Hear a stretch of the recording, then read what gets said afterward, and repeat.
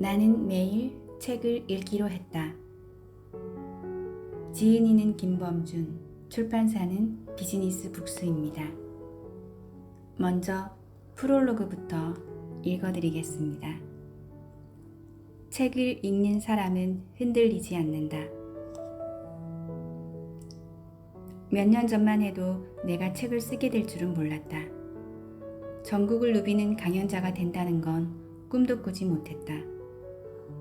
평범한 직장인으로서 회사에서 버틸 수 있을 때까지 버티다 결국 조직을 나와 작은 가게 하나라도 내야겠다는 막연한 소망만 있을 뿐이었다. 나도 남들이 사는 대로 비슷하게 지극히 평범하게 살 것이란 생각만 했다. 8년 전에 회사를 그만두고 프랜차이즈 치킨 가게를 차렸다가 지금은 공인중개사 시험을 준비하는 2차장처럼 말이다. 그런데 어느 순간부터 내 인생의 방향이 변하기 시작했다. 좋은 방향으로의 아름다운 변화였다. 그 변화의 도구는 바로 책이었다. 제대로 된 독서를 시작하면서 회사에 다니느라 몰랐던, 가족을 부양하느라 외면했던 내 잠재력을 만나게 되었다.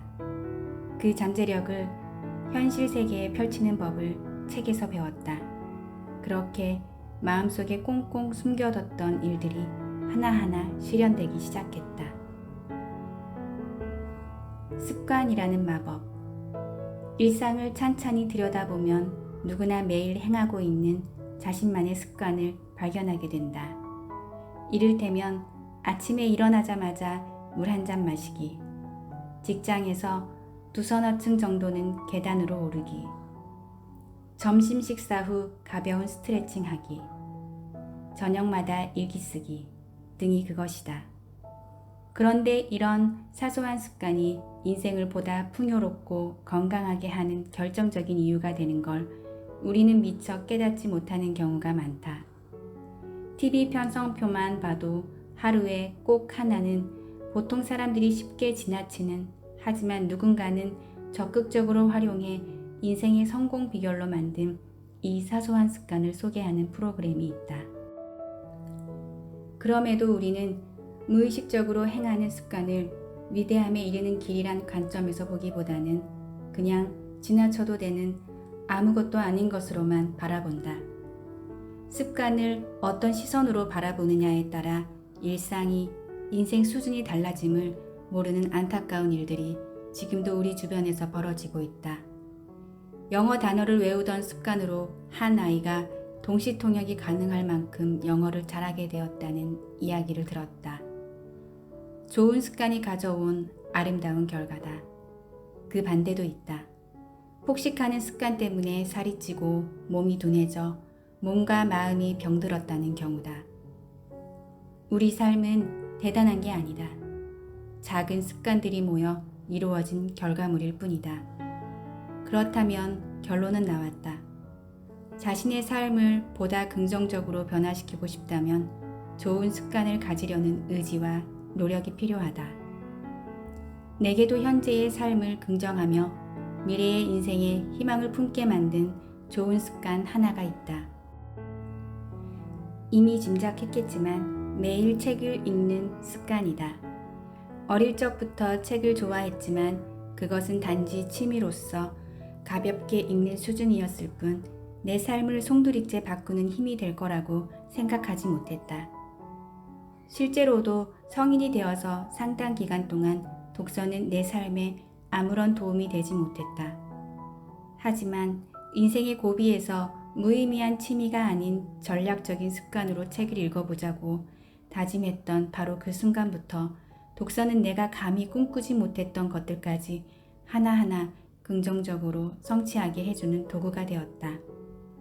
독서는 세상 그 누구라도 쉽게 접할 수 있는, 언제고 어느 때고 만날 수 있는 가벼운 행동이다. 하지만 그것을 전략적으로 일상에서 실천해 나가는 생활형 독서로 만들자 책은 나의 아름다운 삶을 보장하는 원동력이 되었다. 무의미한 TV 시청, 그보다 더 무의미한 스마트폰 들여다보기 등으로 인생의 시간을 갉아먹던 내가 극적으로 성장하는 계기가 되었다. 삶의 전환점이 되었던 바로 그때가 없었다면 나는 지금 어떤 모습일까? 생각하고 싶지도 않다. 미래에 투자하는 책 읽기. 그때 나는 직장생활 10년을 갓 넘기고 있었다. 회사를 언제 떠나게 될지도 모른다는 불안과 가정을 제대로 부양하지 못하고 있다는 죄책감으로 하루하루가 괴로웠다. 그러다가 우연히 다시 책을 읽기로 했고 그때부터 모든 게 달라졌다. 30권 정도 읽었을 때는 잡념으로 가득했던 머릿속이 맑아졌다. 심리적으로 안정이 되었다. 누군가의 눈치를 볼 일이 사라졌다. 100권을 읽고 나자 일에서도 관계에서도 자신이 붙었다. 특히 영업사원인 나는 사람을 만나는 일이 중요했는데 영업과 대화법에 대한 책을 읽으며 어떤 상대를 만나도 이야깃거리가 준비되어 있어 만남에 대한 두려움이 사라졌다. 365권이 넘어서자 나는 완전히 다른 사람이 되어 있었다. 모든 일에 불평, 불만을 일삼던 과거의 나는 전혀 찾아볼 수 없고 긍정적으로 모든 일에 임하게 되었다. 이것이 전부 1년 남짓의 기간에 일어난 변화였다. 그렇게 시작한 책 읽기는 이제 10년이 넘었다. 그 사이에도 변화는 계속됐다. 약 1,000권의 책을 읽었던 3년째 2011년에는 회사어로 말하라 라는 첫 책을 집필 출간했다. 그것을 시작으로 수많은 기업에서 조직 커뮤니케이션에 대한 강연을 진행했다. 말과 대화, 글과 언어 등에 대한 사람들의 욕구에 주목하면서 관련 분야의 책만 500여 권 이상을 구입해 읽었으며 현재까지 13권의 책을 출간한 작가가 되었다. 작년에 출간한 모든 관계는 말투에서 시작된다는 10만 명이 넘는 독자에게 사랑을 받으며 베스트셀러에 오르기도 했다. 모두 꿈같은 일이다. 취미로 읽으려고 하는 거라면 지금 즐겁게 읽으면 된다. 하지만 나처럼 책에서 무언가를 배우고 깨닫고 인생을 바꾸고 싶다면, 그것을 통해 삶의 근본적인 변화를 꿈꾸고 싶다면 투자 수단으로서의 책 읽기를 권한다. 생활처럼 습관처럼 매일 책을 읽으며 미래에 투자하라. 책을 읽으면서 성장하는 기쁨을 계속 접하다 보면 나중에는 하루라도 글을 읽지 않으면 밥 한 끼를 걸은 것처럼 허기를 느끼게 될 것이다. 독서는 양도 중요하지만 질적인 전략이 더욱 핵심이 되어야 한다. 매일 잘 계획된 운동을 해야 근육이 붙고 살이 빠지는 것처럼 매일 잘 준비된 프로그램에 따라 책을 읽어야 차곡차곡 지식이 쌓이고 어디서든 써먹을 수 있는 지혜가 된다. 제대로 된 운동을 하고 좋은 음식을 먹어야 몸이 건강해지는 것처럼 내 삶에 도움이 되는 책을 선택하고 전략적으로 읽어야 성장할 수 있다. 이것을 해내기만 하면 인생이 바뀐다. 무조건 좋은 방향으로. 책을 아주 좋아하는 사람도 막상 매일 책 읽기에 도전하면 어려움이 있을 수 있다. 스마트폰을 켜는 일은 굳이 습관을 들이려고 맘먹지 않아도 쉽게 할 수 있지만 책을 펼치는 일을 생활처럼 만드는 일은 쉽지 않다. 하지만 아주 어려운 일도 아니다. 나를 바꾸고 싶다는 간절함, 그리고 효율적인 방법이 있다면 누구나 가능하다. 이 책은 그 이야기를 담고 있다. 지금부터 내 인생을 바꿔준 책, 그리고 독서에 대한 이야기를 시작해 보려 한다. 결국 독서만이 힘이다. 인생을 변화시키기 위해 어째서 나는 독서를 선택했을까? 막연하게나마 책은 한 사회, 한 나라를 바꿔놓을 만큼 강력한 힘을 갖고 있다고 생각했다. 그렇다면 나라는 한 명의 사람은 얼마든지 그리고 극적으로 변화시킬 수 있으리라. 2008년 불온서적 사건이 있었다. 국방부에서 몇몇 책들은 사상이나 태도 따위가 체제에 순응하지 않고 맞서는 내용의 책으로 보고 불온한 책으로 지정해 군대 반입 및 소지를 금지시켰던 일이다. 그런데 불온서적 책들 중에는 세계적인 경제학자가 쓴 책, 이미 대학교에 교양 수업 교재로 사용 중인 책도 있었다. 우스운 건 사람들이 이 소식을 듣고 불온서적을 더 찾아 읽었다는 사실이다. 한 서점에는 불온서적 코너가 아예 따로 마련되었다. 읽지 말라고 한 책들을 사람들이 더 찾아 읽게 되었다. 군인들마저 휴가를 나와 그 책을 읽는 상황이 발생했다. 책은 거대한 힘이다 라는 레닌의 말처럼 독서는 기존의 모든 질서를 바꿔놓을 만한 파워풀한 도구다. 불온서적이라는 기준 역시 책 그 자체가 갖고 있는 강력한 힘을 두려워해서 생겨난 것이 아닐까? 생각해보라. 기득권 세력은 대중이 어리석은 편이 체제와 사회를 자기 마음대로 지고 흔드는 데 편하다. 그래서 과거에 일부러 음악이나 스포츠 등을 대대적으로 권장하며 대중의 시간을 소비하게 부추긴 일도 있었다. 대중이 그저 재미만 추구하면서 하루하루 살기를 바란 것이다. 한 고위 공무원이 내뱉었다는 민중은 개돼지다 라는 발언 역시 그런 시각에서 비롯된 말일 것이다. 그러니 어리석음 자체를 거부한다는 측면에서 보면 독서는 일종의 혁명이다. 책을 읽는 행위는 지식과 정보 그리고 새로움을 받아들이는 것. 책을 읽는 사람은 독서로 인해 자신을 변화시키고 주변을 개선하며 궁극적으로는 사회와 체제의 발전을 기대한다. 그래서 불온서적 사건은 내게 책의 힘을 재확인시켜준 일이었다. 개인의 입장에서도 독서는 혁명이다.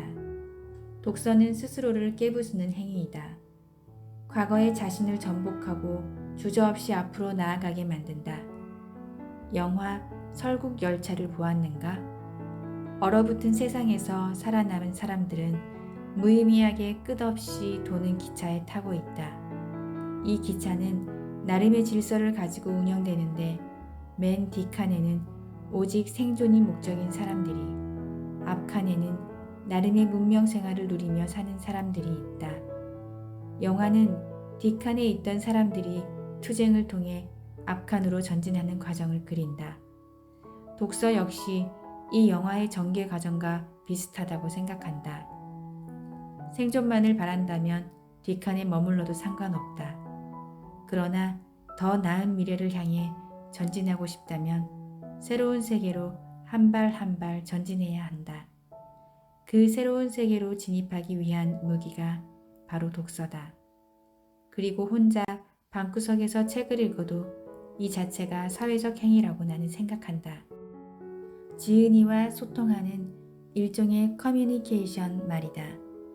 한 권의 책을 소유하고 읽는다는 것은 저자의 지식세계를 공유할 뿐 아니라 그 책을 읽었던 사람들의 독서 역사를 함께 공유하는 것이라 생각한다.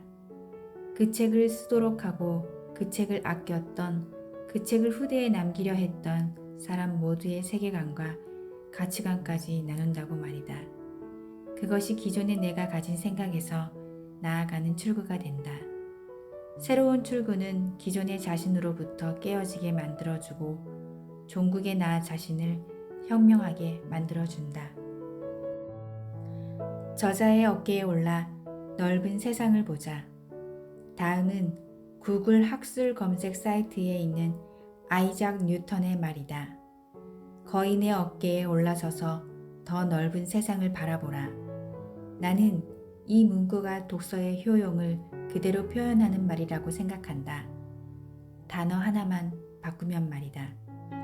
저자의 어깨에 올라서서 더 넓은 세상을 바라보라. 억만금의 재산도 책 한 권만 못하다는 다소 과장 섞인 옛말이 있다. 우리는 상대의 마음을 얻지 못한 소설 속 주인공을 보며 자신이 실패했던 사랑을 떠올리면 공감하고 그런 사람이 나 혼자가 아니라는 위로를 받는다. 관록 있는 교수의 에세이에서 자신이 미처 알지 못했던 삶의 지혜나 관점을 얻기도 하고 철학과 심리학으로 인간과 삶을 해석하는 입문서에서는 그동안 제대로 몰랐던 자신을 처음으로 이해하고 스스로 치유하는 힘을 얻기도 한다. 경제 경영서에서는 지금 당장 필요한 업무 스킬과 노하우를, 위기와 시련을 견디고 성공한 유명인의 자기계발서에서는 다시 시작해보자는 각오와 의지를 얻게 된다. 책을 읽는다는 건 그 누군가의 삶을 간접 체험한 뒤 쉽게 자기를 개선할 수 있는 방법이다. 그러나 책은 훌륭하고 좋은 것이니까 라는 생각에 무조건 믿어서는 안 된다. 저자의 말에 맹신적으로 고개를 끄덕여서는 안 된다. 그럴 필요도 없다. 책은 읽는 사람에게 유용할 때만 그 가치가 있다. 기대감으로 책을 펼친 후 자신에게 필요한 이익을 충분히 얻은 후 닫는 책이 양서이다. 좋은 책의 판단 기준은 책을 읽는 자신에게 있다. 겁먹지 말고 주눅도 들지 말고 자신감 있게 책과 마주해야 한다. 영화 넘버 3 송강호의 대사처럼 막무가내여도 괜찮다. 헤이, 유 로버트 존슨? 그리고 뚜벅뚜벅 걸어가 한쪽 팔을 팍 잡아 그리고 막 내리치는 거야. 그렇다. 로버트 존슨을 대하는 것처럼 책도 다소 무식하게 막 대해야 한다. 앞으로 여기서 하게 될 이야기는 책을 제대로 다루는 방법, 즉 책에 압도당하지 않고 삶의 개선을 위한 도구로 주도적으로 사용하는 방법에 관한 것이다. 갑작스러운 괴로움이 닥쳐 고통받을 때, 불현듯 다가온 당황스러운 일들에 허둥댈 때 책에서 위로를 받고 지혜를 얻어내는 독서의 기술을 살피려고 한다. 종이에 나열된 글자들만 읽는 게 아니라 글 뒤에 있는 사람을 찾아 그들과 대화하는 훈련을 하려고 한다. 책을 내 것으로 만들기 위해 책을 달달 외우거나 깊게 파고드는 공부를 해야 하냐고 물을 수도 있다. 아니다. 책과 나는 갑을 관계가 아니다. 독서는 윗사람과 아랫사람의 관계가 되어서는 안 된다. 책과 나는 우정을 나누는 평등하고 친밀한 관계가 되어야 한다.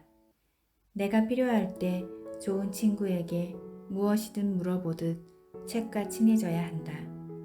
신중하게 친구를 선택하듯 여유 있게 책을 선택하되 그 책을 내 것으로 만들려면 지금 필요한 부분만 엣지 있게 보는 요령이 필요하다. 이것이 변화에 이르는 독서법의 핵심이다. 책의 내용 전부를 정복하겠다는 생각은 미래를 위한 변화로 향하는 우리의 발걸음을 더디게 만들 뿐이다. 입시학원 강사들을 보는 학생의 마음을 떠올려 보라. 자신이 원하는 대학에 합격하는 것이 무엇보다 절실한 학생에게 어떤 강사가 필요할까? 진정한 지식을 전달하는 하나부터 10까지 설명해주는 강사일까? 아니다. 시험에 자주 나오는 부분만 족집게처럼 짚어주는 소위 1타 강사들이 필요하다.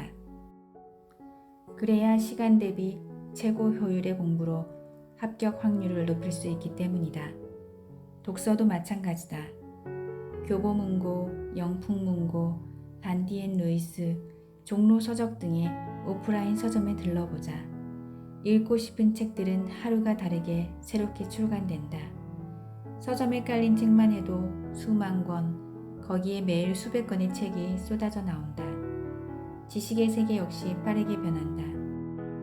이런 가운데 그때그때의 지식과 정보를 내 것으로 만들기 위해서는 자신이 필요한 부분만 추출하는 독서 기술이 중요하다. 책 하나가 완전히 내 것이 되기 위해서는 책 내용이 유기적으로 얽혀 나의 지식이 되어야 한다. 그렇게 되려면 여러 권의 책을 읽어야만 한다. 그런 측면에서 한 권의 책을 읽는 것으로 그치지 않고 다른 책으로 빠르게 넘어가면서 여러 권의 책을 읽는 것 또한 필요하다. 그러려면 다시 책의 핵심만 빠르게 추출하는 방법을 익혀야 한다. 이 책에서 저 책으로 왔다 갔다 하는 것. 만약 그 왔다 갔다가 나의 삶을 긍정적으로 변화시킬 수 있는 타깃의 책들로 채워져 있다면 훌륭하다. 책 선택에서 실패하지 않는 3가지 기술. 읽을 책을 어떻게 선택하는가? 일단 서점에 가서 신간을 보는가? 베스트셀러 매대를 보는가? 아니면 누가 좋다고 추천한 책이나 신문에서 소개하는 책을 찾아보는가? 책을 선택하는 데 있어 내가 주의하는 몇 가지 사항을 이쯤에서 이야기해 보겠다. 흔히 서점에 갔다가 표지에 이끌려서 베스트셀러여서 충동적으로 책을 구매하는 일도 있을 것이다. 그런 일을 방지하고 목적에 맞는 책을 고르기 위한 나만의 팁이 있다. 베스트셀러 매대에서는 책을 고르지 않는다. 이왕이면 책을 살 때는 분야 매대에서 책을 살펴보고 선택하기를 권한다. 보통은 서점 입구, 사람들이 드나들기 좋은 곳에 베스트셀러 매대가 있는데 그 매대는 요즘 인기 있는 책들이 이런 거구나 참고만 하되 그곳에서 책 구입을 결정하지 않는다. 설령 결과적으로는 베스트셀러로 랭크된 책을 사게 되더라도 분야 매대에서 다른 책들과 비교하고 결정하길 바란다. 베스트셀러라고 많은 사람들에게 인기가 있다고 반드시 내게도 베스트인 책이 되지 않기 때문이다. 게다가 베스트셀러 매대에서만 책을 고르면 출간된 지는 비교적 오래됐지만 오랫동안 인기를 얻고 있는 다른 책들을 살피지 못하고 지나칠 수 있다. 목표 관련도 순으로 서점을 돈다. 집 앞 5분 거리에 서점이 있으면 좋겠다고 매일 나는 생각한다. 퇴근길에 서점에 들러 책을 구경하는 것만으로도 행복할 거라고 말이다. 서점을 놀이터처럼, 영화관처럼, 쉼터처럼 즐길 수 있을 것 같다. 하지만 대부분의 사람들은 그렇지 않다. 서점은 많이 가면 한 달에 한두 번 마음 먹고 가야 하는 상황이 대부분이다. 특히 한번 서점에 갔을 때 책을 구입해야 하는 상황이라면 서점은 단순히 놀이공간처럼 되기 어렵다. 성장의 도구로 내 목표에 맞는 책을 신중하게 찾아야 하는 곳이기 때문이다. 일단 서점에서는 헤매지 말아야 한다. 그래서 나는 휴대폰 메모장에 간단히 관심 주제나 책들을 정리해서 간다. 일단 목록을 적어서 가면 절대 헤매지 않는다. 나는 서점에 가면 장난감 가게에 온 아이처럼 눈 돌아가는 줄 모르고 구경을 한다. 요즘 서점은 예전과 달리 커피도 팔고 아이디어 상품이나 예쁜 소품, 각종 캐릭터 상품 등 구경할 게 많다. 오랜만에 서점에 가면 내가 미처 조사하지 못한 책들, 게다가 너무 재미있을 것 같은 각양각색의 책들이 나를 유혹한다. 서점에 갈 때마다 이렇게 재미있는 책들을 언제 다 읽지? 하고 생각한다. 그 유혹을 이기지 못하고 때로는 엉뚱한 책을 사오기도 한다. 가능하면 자신에게 가장 필요한 책의 목록을 마음에 정하고 그 순서대로 매대를 돌아라. 그래야 애초에 당신이 읽으려고 했던 책을 고르는데 충실할 수 있다. 온라인 서점에서 주로 책을 사는 사람도 역시 마찬가지다. 온라인 서점 사이트에 접속하면 첫 화면에 노출된 책이 현혹되기 쉬운데 마침 당신이 생각한 주제의 책이었다 하더라도 덥석 구매하지 말고 키워드 검색을 통한 기존에 어떤 책들이 있는지 쭉 살펴볼 필요가 있다. 가능하면 독자 서평도 체크해보라. 온라인 서점의 메인 화면에 있는 책들은 신간 위주, 광고 도서 위주로 노출되기 때문에 실제 구매 후 당신이 원하는 내용이 아닐 가능성도 크다. 평소 자신의 독서 분량을 고려해 책을 고른다. 요즘 책들은 분량에서 극단적으로 나뉘는 경향이 있다. 내가 주로 읽던 자기계발서와 경제경영서는 보통 300쪽 내외 분량의 책이 많았던 것 같은데 요즘은 겨우 200쪽을 넘길 정도로 페이지가 적거나 아니면 500쪽 내외의 벽돌책도 많이 출간되고 있다. 개인의 취향이긴 하지만 내 경우 500쪽이 넘는 분량의 책은 여러 번 생각하고 구매한다. 예전에는 분량이 있는 책을 좋아했다. 어쨌든 하나의 주제에 대해 이렇게 많은 이야기를 풀어냈으니 깊이 있게 다뤘을 것이란 기대 때문이었다. 하지만 지금은 비교적 독서 주기를 짧게 만들 수 있는 300쪽 내외의 책을 선호한다. 나를 변화시키기 위해 책 읽기를 생활화하는 것이 중요하고 그런 면에서는 독서 성취를 자주 느낄 수 있는 것이 좋다고 생각해서 그렇게 한다.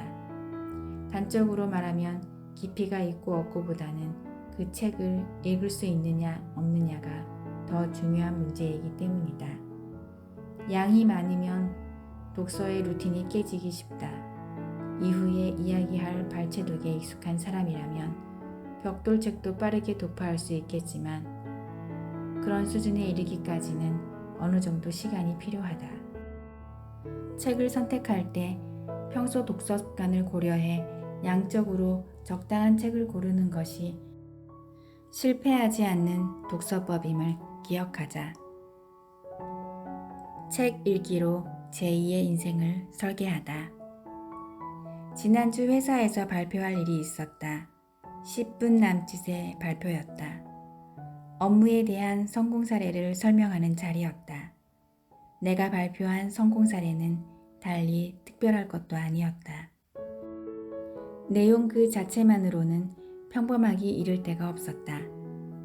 그러나 발표 결과는 최우수상, 상금도 두둑하게 챙겼다. 동남아 왕복 항공권을 살 수 있을 정도의 예상하지 못했던 포상금은 내 능력을 인정받은 느낌이 들어서 기분이 좋았다. 발표가 끝나고 나서 몇몇이 나를 보고 엄지를 치켜 세우며 재밌었다고 말해줬다. 옆 부서장님은 역시 김범준님의 발표는 대단하다 고 칭찬을 해주셨다. 어깨가 으쓱했다.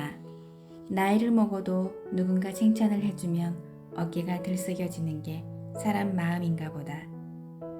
그리고 그날 점심시간에 후배 하나가 슬쩍 내게만 물었다. 어떻게 하면 그렇게 재미있게 발표할 수 있어요? 책이 새로운 길을 열어주었다. 거래처 담당자 한 명을 만나는 것도 어려워하던 내가 이제는 수십 명, 수백 명의 청중을 상대로 강연을 한다. 게다가 나는 아주 뻔뻔하다고 소문난 강사다. 평소 알고 지내는 지인들은 내 성격을 두고 내성적이고 약간의 대인 공포증도 있다고 하기도 하는데 강연할 때 보이는 나의 모습은 액티브하면서도 열정적이다. 신기한 일이다. 그러니 직장에서의 발표는 이제 일도 아니다. 어떻게 이렇게 변하게 되었을까? 사실 나 스스로 강연자로 활동하게 되리라고 생각도 못했다. 워낙 책을 많이 읽고 좋아했으니 나도 책을 쓰고 싶다는 생각은 있었지만 책을 낸 후 이것이 저자가 아닌 다른 길을 내게 열어주게 되리라고는 기대하지 않았다. 이런 내가 변하게 된 계기는 수많은 책을 읽고 영업과 회사 생활을 하면서 느낀 비즈니스 커뮤니케이션에 대한 노하우를 책으로 쓴 후부터였을 거다. 비즈니스 세계에서 유난히 잘 통하는 말이 있다는 것을 다른 사람들에게도 전하고 싶어 글을 썼고 열이 있던 편집자를 만나 첫 책을 냈는데 이 책이 예상외로 판매도 잘 되고 이름까지 알려지면서 강연 요청이 쇄도하기 시작했다. 하지만 팀 주간 업무 보고 시간에 1분 남짓 이야기하는 것도 힘들어하는 내가 무슨 강연을 할까 하고 생각했다. 처음에는 계속 못한다고 거절했다. 그러나 내 인생의 첫 책을 만들어준 편집자의 요청을 거절하는 게 미안해서 어쩔 수 없이 진행해 보기로 했다. 냉엄한 비즈니스 세계에서 날고기는 깐깐한 거래처도 상대했으니 광연에도 무사히 치를 수 있으리라 스스로를 격려하면서 말이다. 결과는 대참패였다.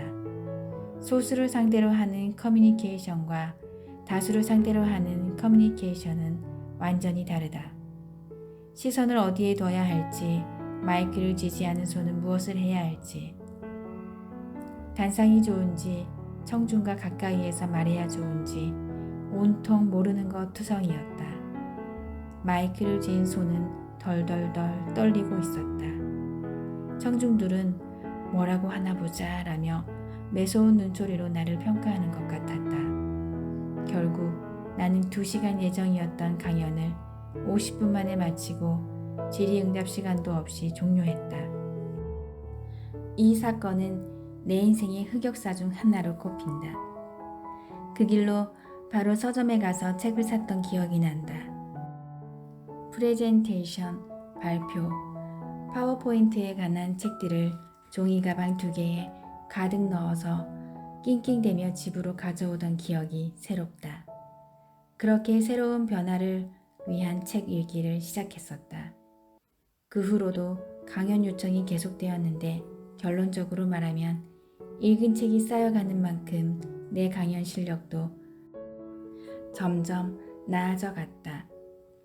그 후 다른 사람들의 프레젠테이션도 유심히 살펴보게 되었고 그 과정에서 발표의 기술도 업그레이드 할 수 있었다.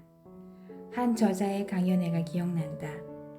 광화문 교보문고에서 진행, 젊은 저자였는데 프레젠테이션에 대한 나의 기존 관념을 완전히 뒤덮는 내용이었다. 특히 인상에 남는 건 동영상을 이용해 한국과 미국의 대표적인 프레젠테이션을 비교하는 것이었다. 한국의 발표자는 이번에 출시한 상품은 메모리가 얼마고 음질이 어떠하며 무슨 기능이 있고 하며 스펙을 나열하는 데 반해 미국의 발표자는 이번에 출시한 상품은 작습니다. 너무 작아서 청바지에 달린 동전 포켓에도 들어갑니다. 크기는 줄었고 무게도 줄었습니다.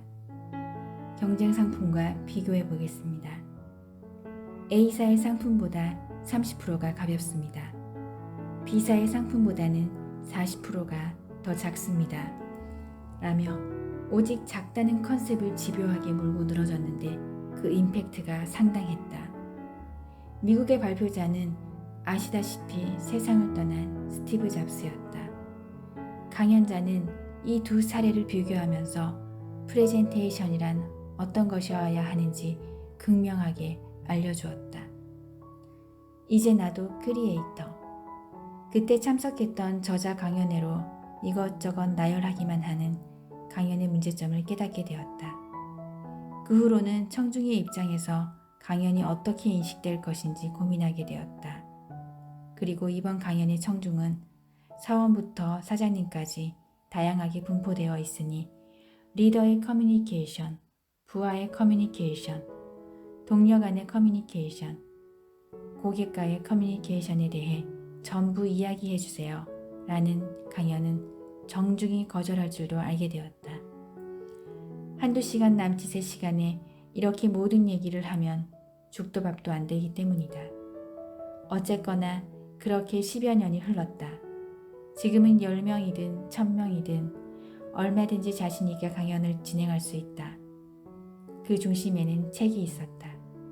책, 그리고 그 책을 쓴 저자가 내게 새로운 길을 안내해줬다. 귀가 후 3분이 독서 습관을 결정한다. 퇴근해서 집으로 돌아가면 당신이 가장 먼저 하는 일은 무엇인가? 혹시 TV를 켜는가? 노트북을 여는가? 스마트폰의 잠금 패턴을 해제하는가? 이제 다음의 루틴을 당신의 생활에 반영하기를 바란다. 아내가 있는가? 아내의 눈을 보라. 그리고 책을 펴라. 아이가 있는가? 아이의 눈을 보라. 그리고 책을 펴라. 집에 들어가서 스마트폰을 만지는 순간, TV를 켜는 순간, 노트북을 부팅하는 순간 충분했던 나의 시간은 사라진다. 우리는 늘 이렇게 말한다. 일이 너무 바빠서 밥 먹을 시간도 없다. 밥 먹을 시간도 없는데 책 읽을 시간이 어디 있는가? 거짓말이다. 생각해보라. 집에 들어가면 당신은 스마트폰부터 충전하지 않는가? 씻고 나오면 스마트폰부터 보지 않는가? 밥 먹는 식탁에서도 스마트폰이 항상 당신 옆에 있지 않는가? 스마트폰은 독서라는 당신의 항해를 방해하는 세이렌이다. 세이렌은 그리스 신화에 나오는 마녀의 이름으로 신체의 반은 새이고 반은 사람이다. 세이렌은 아름다운 노랫소리로 뱃사람들을 유혹해 배를 난파시켰다는 마녀의 이름이다. 독서 습관을 기르는 일은 스마트폰과의 전쟁이라고 할 수 있다. 우리가 생각하는 것보다 훨씬 많은 하루의 시간들을 우리는 스마트폰에 종속되어 보내고 있다. 사실 우리에겐 충분한 시간이 있다. 24시간은 매일 우리에게 공평하게 주어진다. 하지만 우리는 스마트폰에게 우리의 시간을 아낌없이 갖다 바친다. 스마트폰을 보는 시간만 줄여도 독서 시간을 차고 넘칠 정도로 확보할 수 있다. 아이와 대화할 시간이 없다고, 아내와 맥주 한 잔 마실 시간도 없다고 거짓말하기 전에 하루에 당신이 스마트폰을 보며 보내는 시간들을 확인해보라. 책장을 보면 인생에 중요한 것이 보인다. 책을 구입하는 과정과 동일하게 책을 버리는 과정도 선택이다. 언젠가 나는 사진에 관한 책들을 사고 모았었다.